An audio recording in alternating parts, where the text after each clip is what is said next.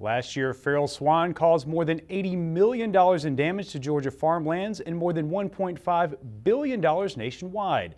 That's why controlling their population is so important to government agencies like the USDA. With this being a common scene around Georgia farmlands, USDA has begun placing a major emphasis on feral hog control. That's why specialists like Matt Undovchik are spread throughout the state to help farmers and landowners with the problem. And his main piece of advice? It's important to keep in mind if you are going to incorporate a trapping system or technique, you cannot have a shooting and trapping techniques coincide or work together. It just is not going to work. So if you commit yourself to trapping, you've got to go with trapping. Trapping is by far the most common method used for major problems, as it allows for the capture of a number of hogs at one time.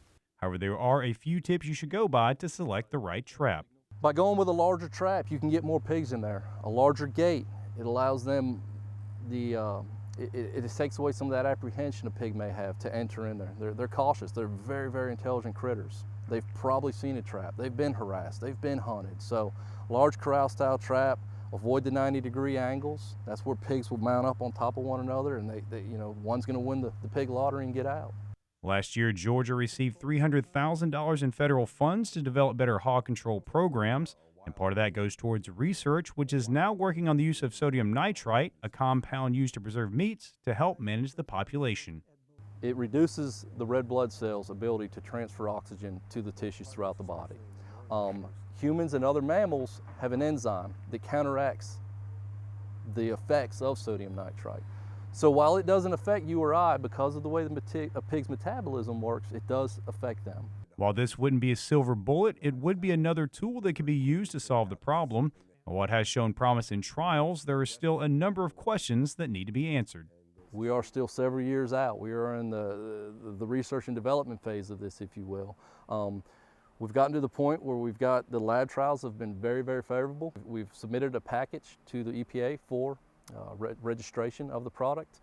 That's a several-year process, and we still have to do a lot of trials before both the EPA and USDA is happy with the final product. And if landowners want to be happy, it's important they deal with feral hog problems early and make sure the job isn't just half done. If you want to get serious about reducing damage, you've got to get serious about reducing the population. If you want to get serious about reducing the population, trapping is by far the most effective control technique.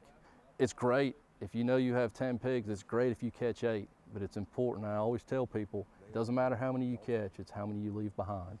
So with their expertise and technology, USDA Wildlife Services should be the first people you call if you notice a problem on your land.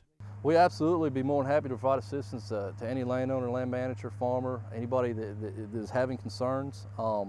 Again, we'd be more than happy to conduct a site visit, give recommendations, provide that technical assistance, or if it gets to that point, we're more than happy to provide them with assistance control and do operational control on their property. Reporting from Athens, I'm Damon Jones for the Georgia Farm Monitor.